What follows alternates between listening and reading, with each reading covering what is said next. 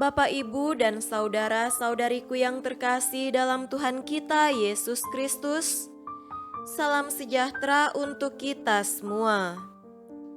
Berkat Allah yang Maha Kuasa senantiasa menyertai kita. Marilah kita mendengarkan dan merenungkan bacaan-bacaan kitab suci hari Jumat tanggal 14 Januari tahun 2022. Bacaan pertama dari kitab pertama Samuel pasal 8 ayat 4 sampai 7 dilanjutkan dengan ayat 10 sampai 22a.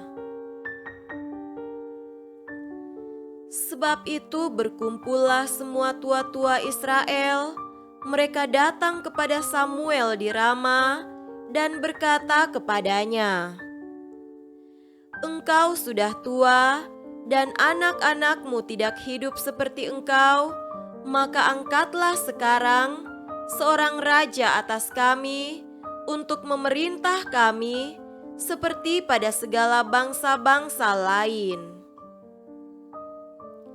Waktu mereka berkata, "Berikanlah kepada kami seorang raja untuk memerintah kami," perkataan itu mengesalkan Samuel, maka berdoalah Samuel kepada Tuhan. Tuhan berfirman kepada Samuel, "Dengarkanlah perkataan bangsa itu dalam segala hal yang dikatakan mereka kepadamu, sebab bukan engkau yang mereka tolak, tetapi akulah yang mereka tolak, supaya jangan aku menjadi raja atas mereka." Dan Samuel menyampaikan segala firman Tuhan kepada bangsa itu yang meminta seorang raja kepadanya. Katanya, "Inilah yang menjadi hak raja yang akan memerintah kamu itu. Anak-anakmu laki-laki akan diambilnya dan dipekerjakannya pada keretanya dan pada kudanya, dan mereka akan berlari di depan keretanya. Ia akan menjadikan mereka kepala pasukan 1.000 dan kepala pasukan 50.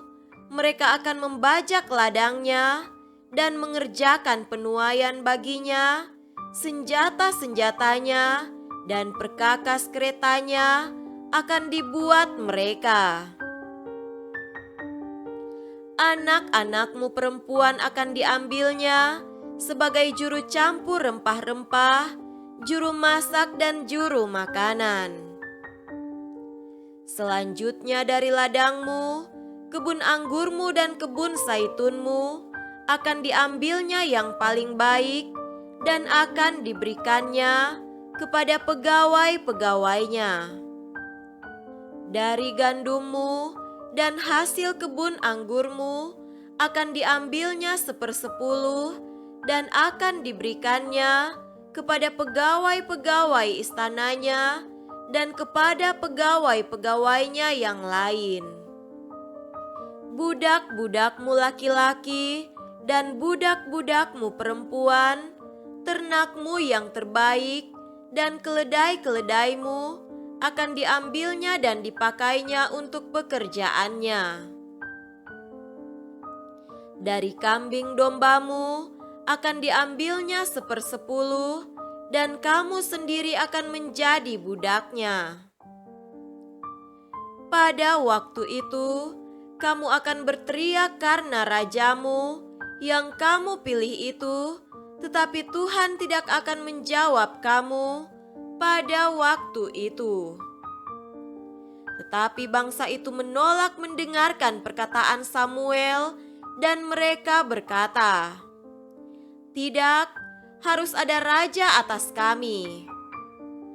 Maka kami pun akan sama seperti segala bangsa-bangsa lain. Raja kami akan menghakimi kami dan memimpin kami dalam perang." Samuel mendengar segala perkataan bangsa itu dan menyampaikannya kepada Tuhan. Tuhan berfirman kepada Samuel, Dengarkanlah permintaan mereka dan angkatlah seorang raja bagi mereka. Demikianlah sabda Tuhan. Syukur kepada Allah.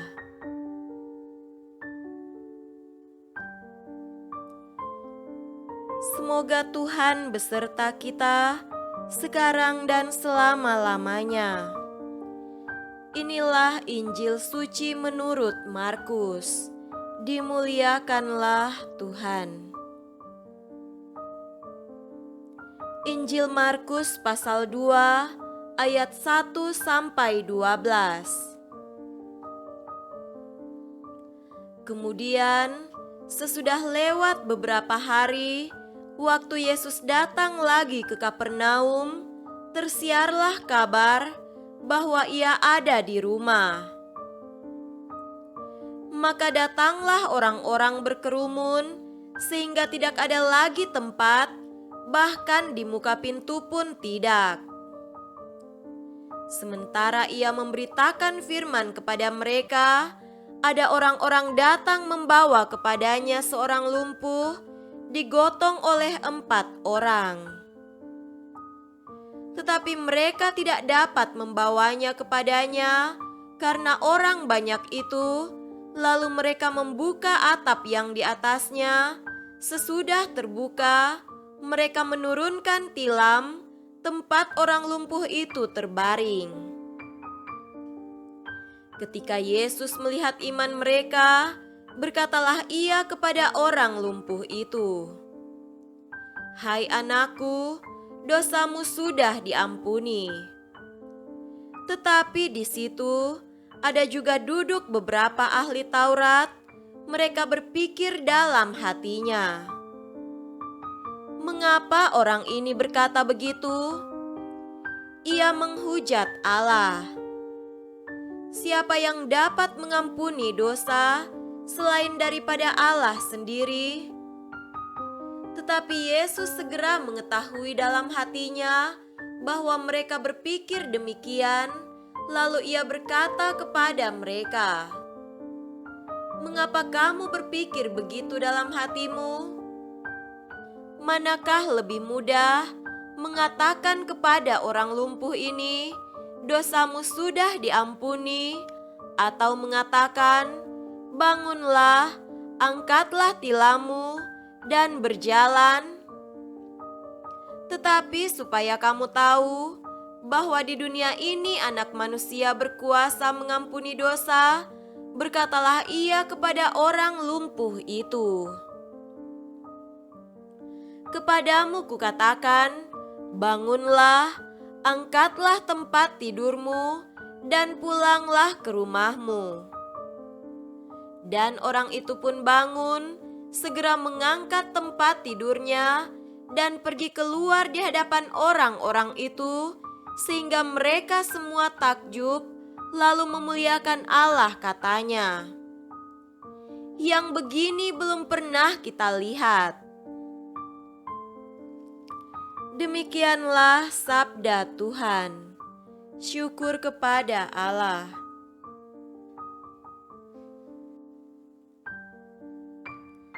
Saudara-saudariku yang terkasih dalam Tuhan kita Yesus Kristus, tema renungan kita pada hari ini adalah berjuang berlandaskan iman.